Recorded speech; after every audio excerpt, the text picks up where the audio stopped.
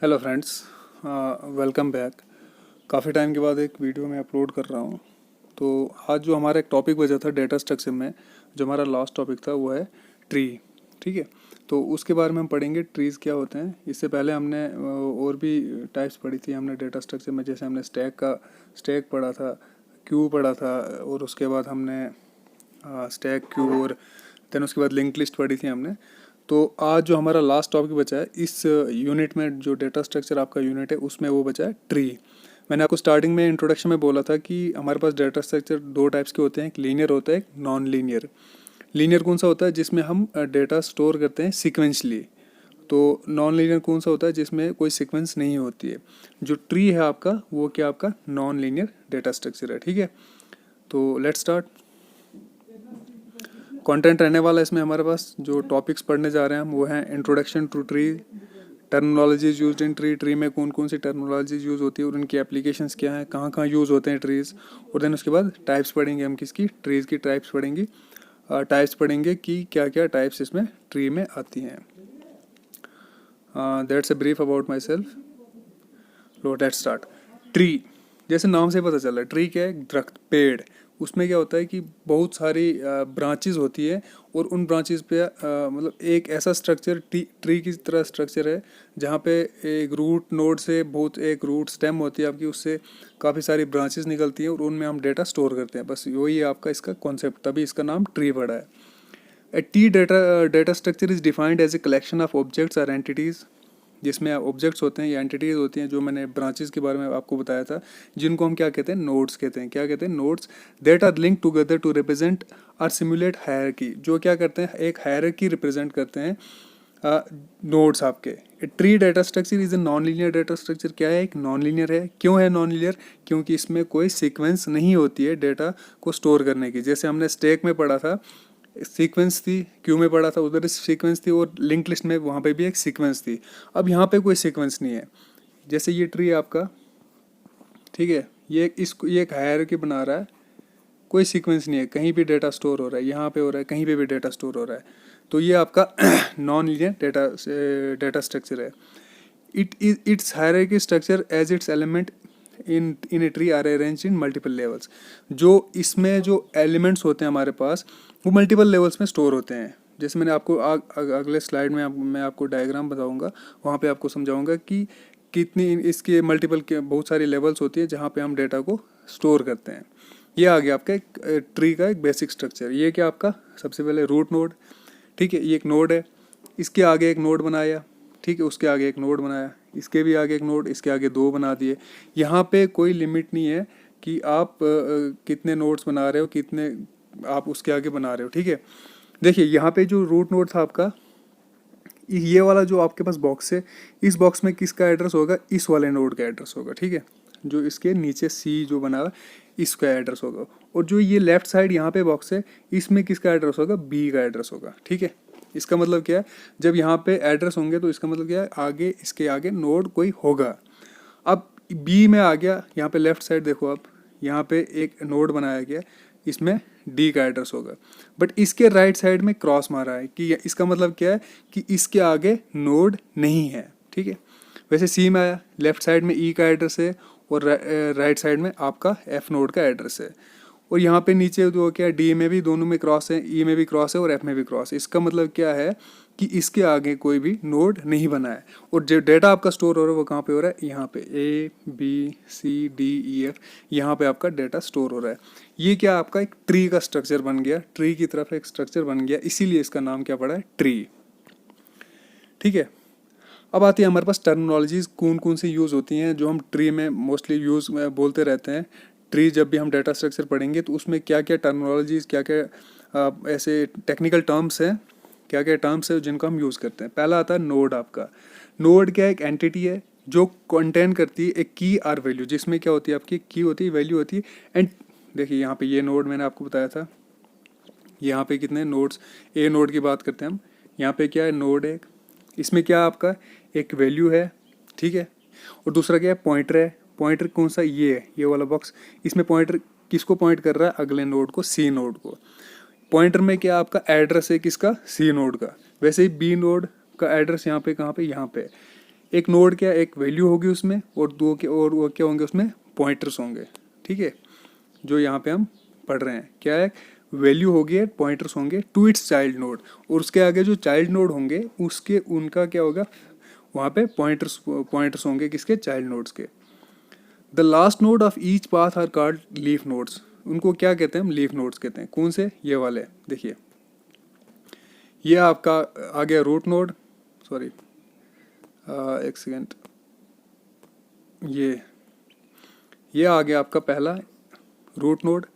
और leaf node कौन से आते हैं, ये वाले, ऐसे नोड्स जिनके आगे आपका कोई भी नोड नहीं बना होगा उसको कहते हैं हम लीफ नोड। क्या कहते हैं, लीफ नोड। ठीक है, उनको एक्सटर्नल नोड्स भी कहते हैं। They do not contain a link, जिनके आगे कोई लिंक नहीं होता है, पॉइंटर नहीं होता to its child node, means उसके आगे कोई चाइल्ड नोड है ही नहीं। The nodes having at least a child node is called an internal node. जिसके पास एटलीस्ट एक नोड होगा उसको क्या कहते हैं हम, इंटरनल नोड।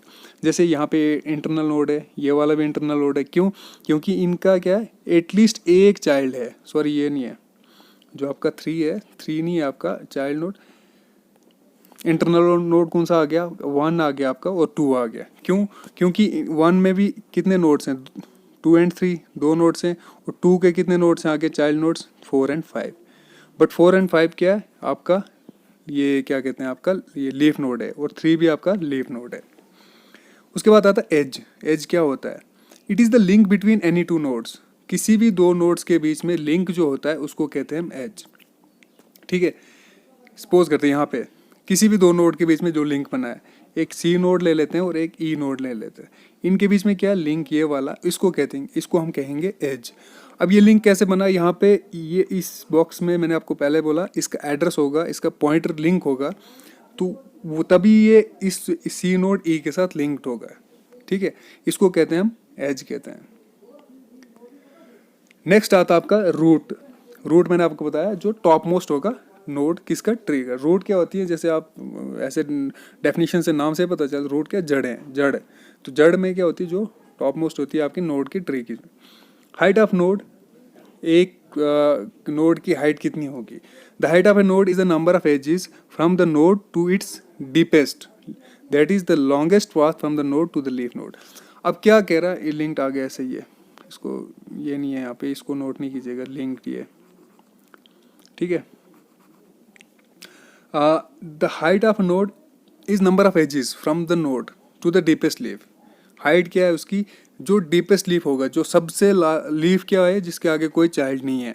ठीक है, और नोड की हाइट क्या है, उस एजेस कितने हैं, कितने नंबर ऑफ कितने एजेस बन रहे हैं। एज क्या होता है आपका, किसी दो नोड के बीच में, किसी दो नोड के बीच में लिंक आपका, उसको कहते हैं एज। कितने लिंक बने हैं, कहाँ तक, टॉप से लेकर बॉटम तक, उसको कहते हैं हाइट ऑफ नोड। दूसरा आता है depth of node. The depth of node is the number of edges from the root to the node. जो रूट नोड से कहाँ तक, नोड तक। अगर किसी एक नोड की मैं बात करूँ, जैसे सपोज कर लेते हैं, यहाँ पे मैं आपको एग्जांपल से समझाता हूँ।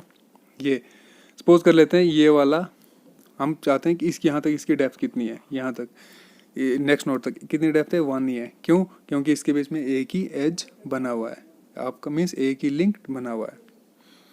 अब दूसरा था हाइट ऑफ ए ट्री। एक ट्री की हाइट हम कैसे मेजर करते हैं। The height of a tree is the height of a root node और the depth of the deepest node.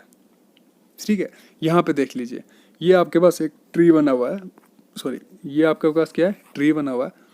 अब इसकी हाइट देखते हैं क्या है, इस वाले नोड पे यहाँ पे हाइट देखते हैं क्या है, कितनी हाइट है इसकी, मैक्सिमम कितनी, 1। एक लिंक यहाँ बना है और दूसरा लिंक यहाँ पे बना है। ठीक है, इसकी हाइट कितनी निकलेगी, पहले नोड की कितनी निकली, 2।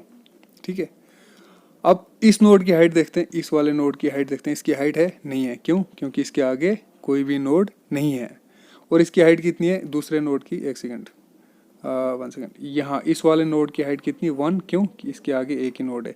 और इसकी हाइट कितनी है, लास्ट वाले की, 0, और इसकी भी 0। क्यों 0 है, क्योंकि both these nodes are leaf nodes. अब जब लीफ नोड्स हैं तो उनकी हाइट होगी आपकी, ऑब्वियसली वो 0 होगी। अब आते हैं एप्लीकेशंस कि कहाँ कहाँ यूज़ होते हैं ट्री कहाँ कहाँ यूज़ होता है। The following are the applications of trees. क्या क्या application, storing naturally hierarchical data. कहाँ पे स्टोर, ये पहली एप्लीकेशन क्या है, जो डेटा स्टोर होता है एक हायरार्किकल फॉर्म में होता है। जैसे ट्री में हायरार्की मीन्स एक के बाद एक लिंक, या कैसे कह सकते हो एक हायरार्की बनती है। जैसे आपके ग्रैंडफादर हैं, उनके आगे आपके फिर फादर आ गए, फिर आप आए, फिर आपके चाइल्ड आ गए, वो एक हायरार्की बन गई।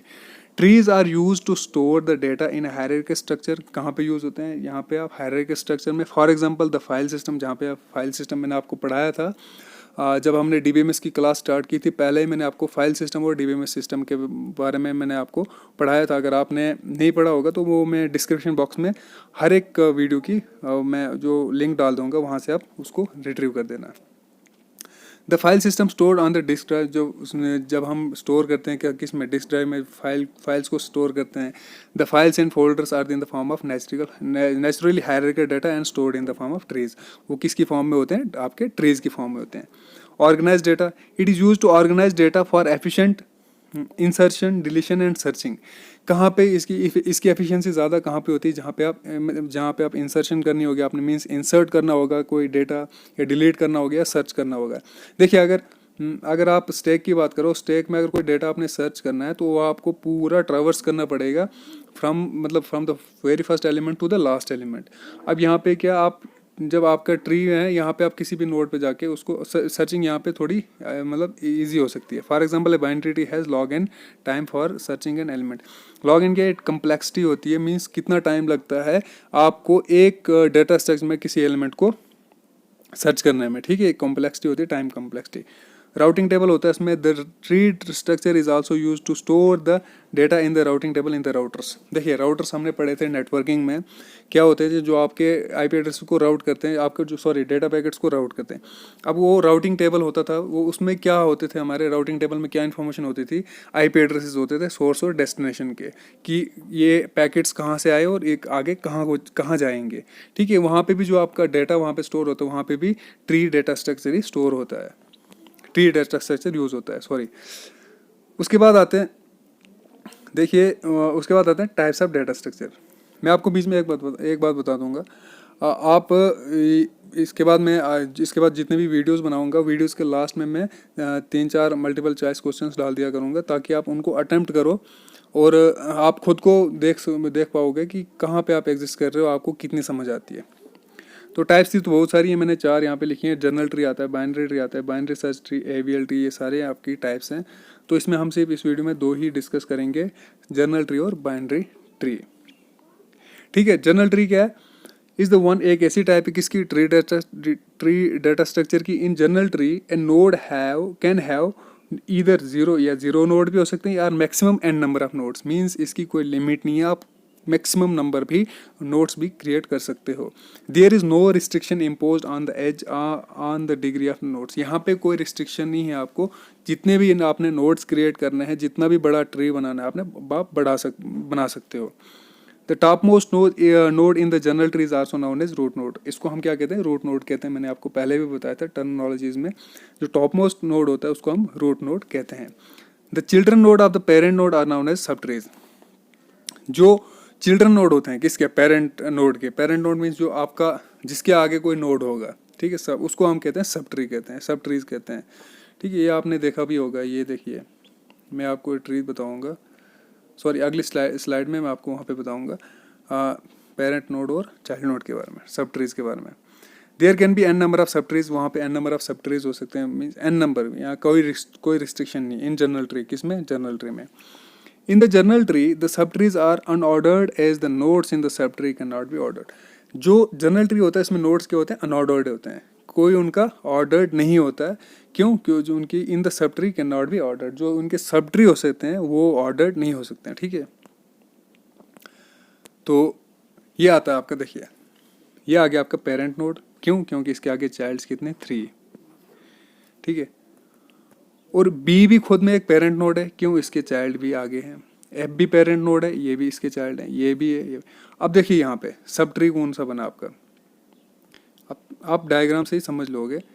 ये एक ट्री तो है ही है, ये भी एक सब ट्री बन गया, ठीक है। ये भी एक सब ट्री बन गया, ये भी एक सब ट्री बना हुआ है, और एम भी एक सब ट्री खुद में बना हुआ है। देखिए कितने सब ट्रीज हैं यहाँ पे, 4 सब ट्रीज हैं। यही मैं इसमें पिछले स्लाइड में यही सब बोला था कि जो पेरेंट नोड है उसके आगे ट्रीज, इसके आगे सब ट्रीज होते हैं। तो क्यों वो ऑर्डर्ड क्यों नहीं हो सकते, क्योंकि वो सब ट्रीज जो है आपस में वो खुद से ही, मतलब वो खुद ही ऑर्डर्ड नहीं है, तो इसका मतलब जनरल ट्री जो है वो आपका ऑर्डर्ड नहीं होगा।